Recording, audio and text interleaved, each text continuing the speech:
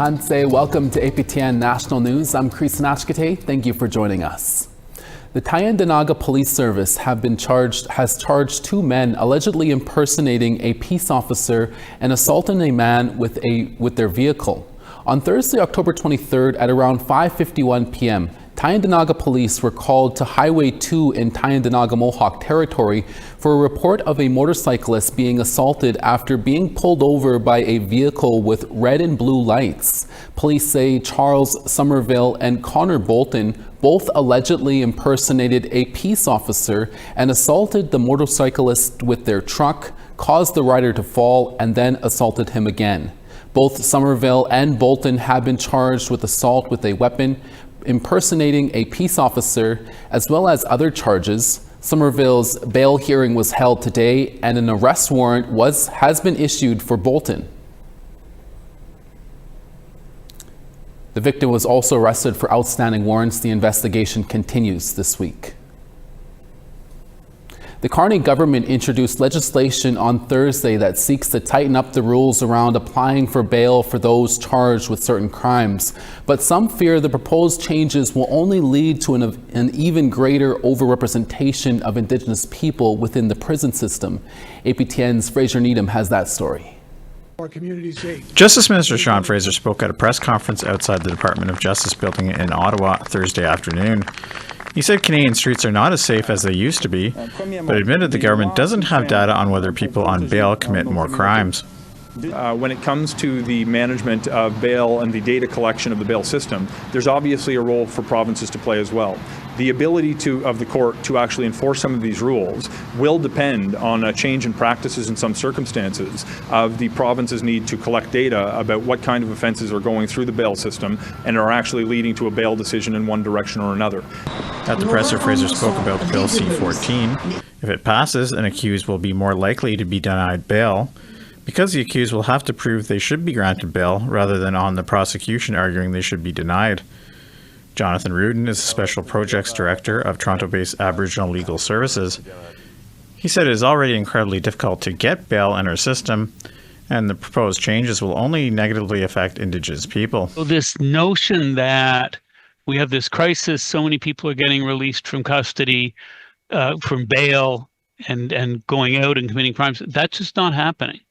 And that's a concern. And of course, from our perspective, the biggest concern is most of these amendments, most of these purported tougher on crime amendments have a disproportionately negative impact on Indigenous people. And that's obviously one of our real concerns. When asked if the legislation would only increase the number of Indigenous people behind bars, Fraser said the government is working with Indigenous organizations to ensure this does not happen.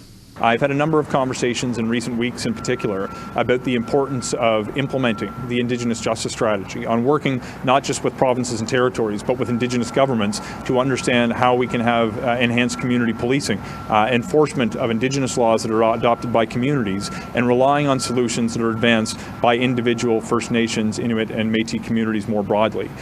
In separate press releases, the Canadian Police Association applauded the proposed changes, while the Canadian Civil Liberties Association panned them. Fraser Needham, APTN National News, Ottawa. The Canadian Armed Forces will be making a formal apology to veterans who have faced racial discrimination and harassment next week in Ottawa. Amongst the crowd will be a 66-year-old retired corporal from the Lake Manitoba First Nation in southern Manitoba. He was one of the first to openly speak out about the issue. With his story, here's APTN's T.R. Wheatley. 30 years after the fact, I'm giving an apology. Retired Corporal Melvin Swan says it's going to be bittersweet to hear the words, "We are sorry." He's been invited to Ottawa for a formal military apology on October 30th. In my personal opinion, my health and body has been affected, as well as my spirit. There's so much distrust. I had nothing for 20 years. No veterans benefits, nothing. In 1994, Swan won a human rights case against the military. The tribunal ruled the forces violated his rights by not properly investigating at least 8 specific cases of racism.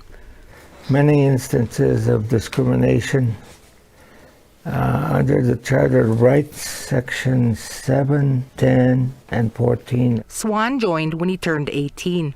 First, I became a Patricia, PPCLI, for 4 years. Then I remustered to the military police. The badge I wore was a Thunderbird. The Thunderbird is personal with me. It's my spirit, my name. And for them to run away from me, not want to hear the truth, it's ironic. He left in 1988 after serving 12 years. I loved the military, and it was my place to go to after day school, residential school, and boarding school. So the military, ironically, was my saving grace. He attended the Mackay Residential School in Dauphin, Manitoba. And for this, we are sorry. Swan heard those words once before in Ottawa in June 2008 as a survivor of the IRS system.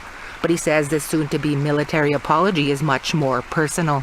He's hoping to line up meetings in the near future to discuss recommendations moving forward.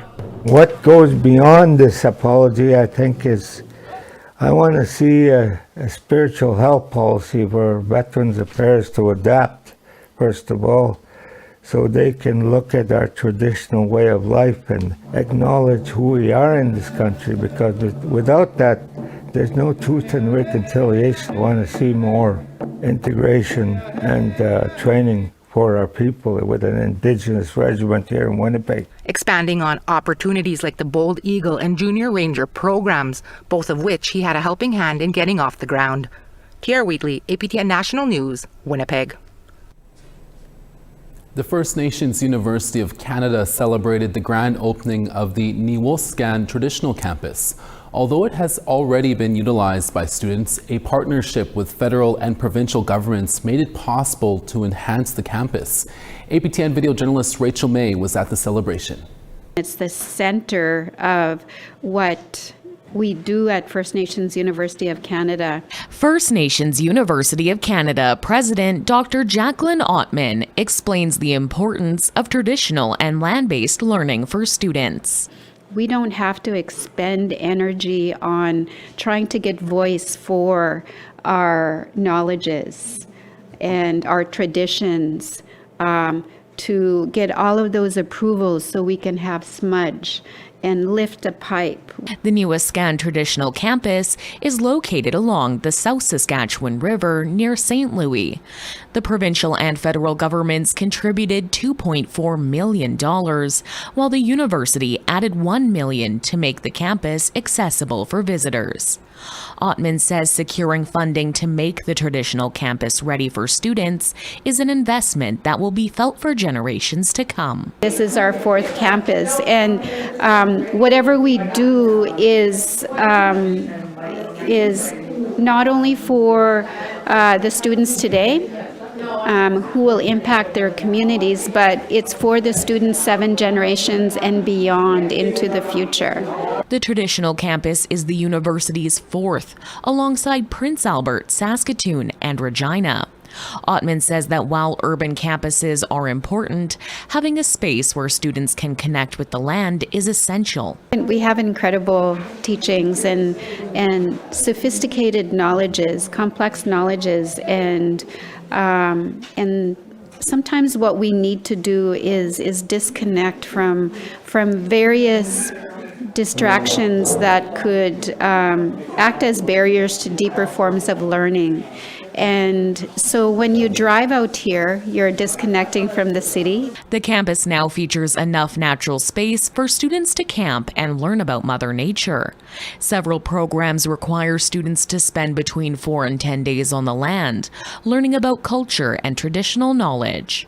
Prince Albert Grand Council Director of Education Ed Morasti says the traditional campus helps keep history alive and shapes the future. And that's why it's these places here that act as third places, as they call it, where we can share and feel safe to share our stories, our histories, so that we come in as settlers, we come in as Indigenous peoples, and we share the history of colonization and how we can move forward in reconciliation. Rachel May, APTN National News, Saskatoon.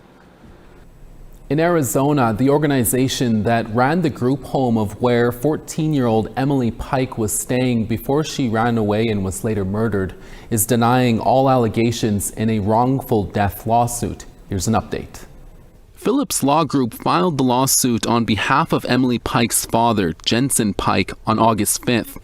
Sacred Journey, Inc., the organization that runs the Mesa group home, said the lawsuit lacked sufficient information and demanded strict proof of the allegations and called for the lawsuit to be dismissed. Phillips Law Group says it will now provide the necessary documentation.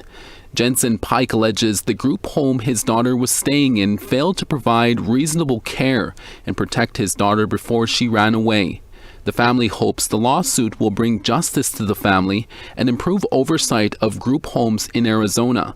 Last January, Emily Pike's remains were found off a highway in a wooded area near Globe, Arizona, after she ran away from her group home. Police have still not identified a suspect. The Arizona government have since passed Emily's Law, also called the Turquoise Alert System, that issues alerts when an endangered person under 65 goes missing. An Indigenous chef's ice cream flavor has recently been recognized by a major ice cream company. We'll have that story after the break. Stay with us.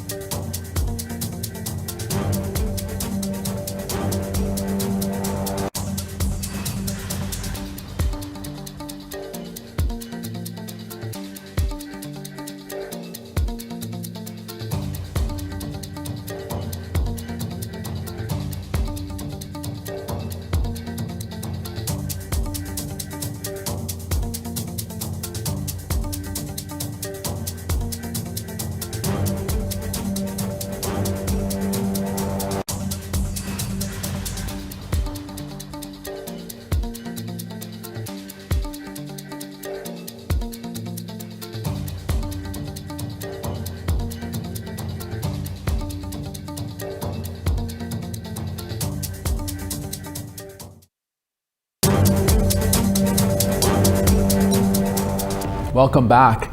An Indigenous chef and restaurant owner from Owen Sound, Ontario is putting his sweet treat on the world map. Zach Kishik won an international award for his sweetgrass flavor in a partnership with Canadian company Chapman's Ice Cream. CTV's Rob Cooper brings us the story. Zach Kiesig of Owen Sound is an Indigenous chef who owns and operates Nagan restaurant in the city's downtown.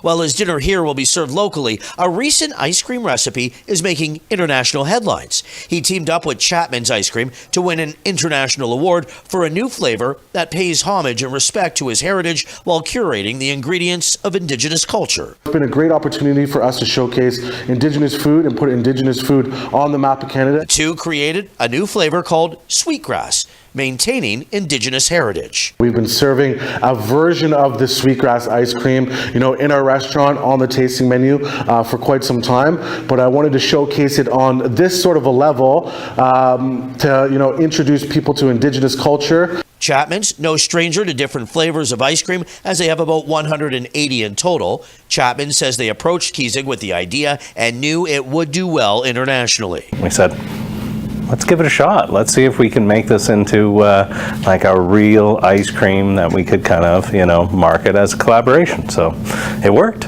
And worked it did. International awards, international attention, and now big expectations to possibly keep it going.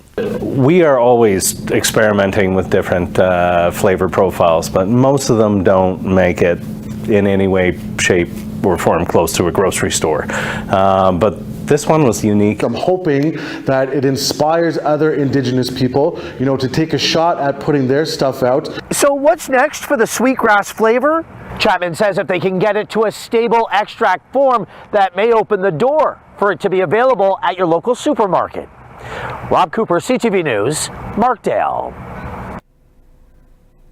Joining us from our Montreal bureau is Kim Sullivan, host of Nouvelle Nationale. Tanse, Kim. Hi, Creason.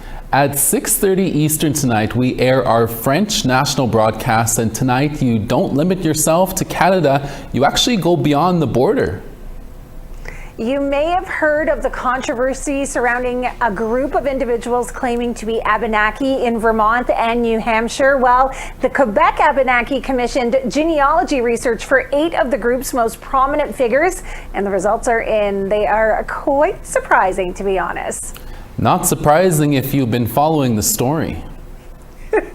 Indeed. With the issue of pretendionism affecting so many of our communities, it was important for us to be there for these results. We were on site and we will report them tonight. The Quebec government is also trying to table a law of laws, and that is leaving many unhappy, Kim.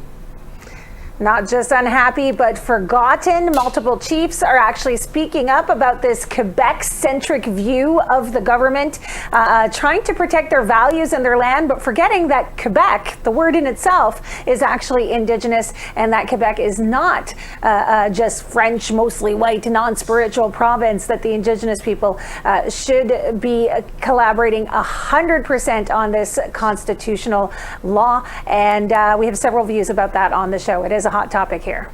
And on a lighter note, you had an interesting sit down with the Indigenous Screen Office. Yep, you have until November 14th to apply for a pre-development program, Creason. So if you have a show idea in your mind, Indigenous producers and screenwriters have this financial help that helps them develop this whole screen project. It's an interesting interview, and that's what we're finishing the show on tonight. Sounds great. See you at 6:30 Eastern Time, Kim. And the wait in Toronto is almost over for Blue Jay fans. Let's go, Blue Jays, let's go! Let's go, Blue Jays, let's go! Excitement in Toronto and across Canada as Jays fans, young and old, will get to see World Series baseball in Canada for the first time in 3 decades tonight. The Toronto Blue Jays kicks off the World Series, hosting the Los Angeles Dodgers in Game 1 at Rogers Centre at 8 p.m. Eastern Time. Go Jays, go! We now want to tell you about this week's 3 web poll questions. Over on our website, we ask, do you rely on country food to supplement what you shop for? Your answers are yes, no, or I can't hunt. Our second question was, should the Ontario Provincial Police and Tyendinaga Police apologize to the families of 2 Mohawk fishermen for being wrong about how they drowned? This was the APTN Investigate story we ran last weekend. You can answer yes, no, or unsure. And our third question, which social media site are you on the most? You can answer TikTok, Facebook, Instagram, X, formerly known as Twitter, Blue Sky, Other, or I don't use social media. You can go to our website at aptnnews.ca to have your say. We have more news after the break. Stay with us.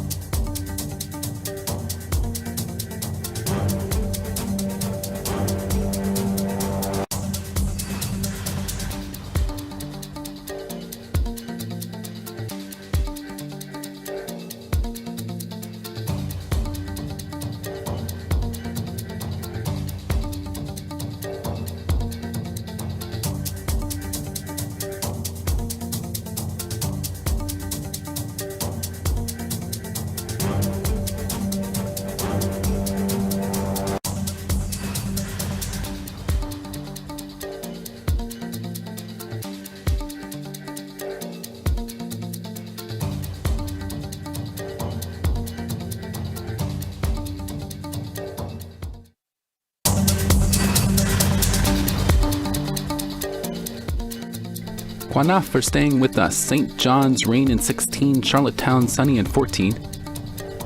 Cartwright, sunny and 13. The Grand River, 5. Gaspé, 8. Quebec City, 9. Toronto, partly cloudy at 9. Showers in London at 7. Big Trout Lake, 0. Sioux Lookout, +1. Churchill, -1. Thompson, 2. Gimli, 4. Winnipeg, +4. North Battleford, cloudy and 4. Saskatoon, 2. Meadow Lake, -3. Stony Rapids, +2. Rain in Fort Chipewyan at 8. Fort McMurray, 8 as well. 12 in Calgary. Red Deer, 12. Vancouver, 11. Bellacoola, 1.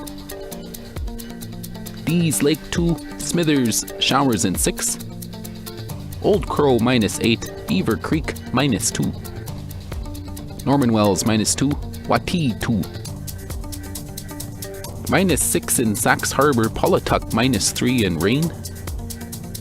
Partly cloudy in Baker Lake at 3. Chesterfield, 3. And -7 in Arctic Bay. Igloolik, -1. Anthony Faraci established Faraci Foods in 2014 in Winnipeg, where he combines his Métis and Italian heritage to share made-from-scratch food to the community. One of the foods that Faraci Foods created is Bannock in a Box. Faraci Foods and Red River Métis Marketplace recently made a surprise donation together to the Main Street Project, an organization working with the unhoused with over 900 pieces of Bannock. Anthony joined our Dennis Ward earlier in studio to talk about his passion for food. Here's that interview. Anthony, thanks so much for being with us here today. Could you tell us a bit about yourself and about Farachi Foods? Yeah, we're actually celebrating our 10th year this year, so that's some pretty exciting news. Started off with, I guess, the love of Bannock, as my shirt goes to show, which led into a couple of our food trailers, and yeah. Nice. Can you talk a bit more about what the Bannock factory is and how it operates? For sure. So the Bannock factory has a staple product called Bannock in a box, which is pre-baked, packaged, and ready to heat Bannock. I guess the idea behind that is to make a simple food a little more convenient and easily accessible for those who maybe don't have someone in their lives to make it for them anymore, or you're just in that pinch. I mean, in today's world, I think convenience is a big thing when it comes to food and many other aspects of life. Can you tell us about the Bannock factory? Yeah, so I guess the idea started with not just the love of food, but I guess growing up knowing and enjoying Bannock with our family. So it was always more like that special food, right? So I guess just chatting with my dad one day, it kind of came to us on how do we bring something that's maybe well known out there to more of a mainstream, or again more of an accessible product in today's world. So how did you arrive at Bannock in a box? Yeah, I guess more the name. It's it left us thinking, and I know a lot of names kind of floated around, but at the end of the day, it may sound funny, but it explains what it is. It's Bannock in a box, right? So. How have sales been going? They've been doing pretty well. Like I mentioned, we've been at this for about 10 years now, so definitely seen some steady growth and more popularity going. Not just on the retail side of things, but we've linked up with some bigger distributors across the province that have been able to bring our product not just throughout Manitoba now, but expanding into some other provinces. That's been pretty exciting for us over the last few years now. Well, aside from sales, a few days ago, Bannock Factory also donated 900 pieces of Bannock to the Main Street project here in Winnipeg. Could you tell us a bit more about why you wanted to team up there and give back to the community? Yeah, so I guess that started, we just finished up with the MMF, their annual General Assembly, and most events like that, we'll team up with the Red River Métis Marketplace and offer some free Bannock to the citizens showing up. But it's always nice to set aside some pieces to give back to the community. And we've worked with Main Street Project a few times in the past, and it's always nice to give back where we can to those in need. And I mean, for them, that's going to go a long way, right? They go through hundreds of people on a daily basis or even weekly. So it's nice to see that something like that we work towards, that now we're able to give back in a way. Yeah, nice work there, nicely done. Can you tell us a bit about how you think you've improved the accessibility of Bannock to those trying to reconnect, and how it may help those who've lost traditions or recipes? Yeah, I guess the comment we get a lot when folks are coming up to the food truck, whether to get a Bannock burger or just a Bannock and jam, it's maybe bringing them back to that memory they had, of someone special in their life that maybe used to make it for them. But as time goes on, maybe recipes are lost, or just the need or the time to make something has gone. So for something like this, it's nice to hear folks coming up and saying, yeah, like that reminds me of maybe my granny's house, or sitting around a campfire and making it that way. So it's nice to kind of, I guess, rekindle those memories in others by sharing a family recipe of ours. Well, nice stuff, Anthony. I'll be looking for your food trucks. Appreciate you coming in to talk to us about this. Perfect. I appreciate you having us down. Looks like some really yummy Bannock. And that's your daytime newscast for this Friday. We're back again in a few hours for your evening newscast. Please join us then. From all of us at APTN National News Daytime, have a safe weekend with family. We'll see you again next week. Accès.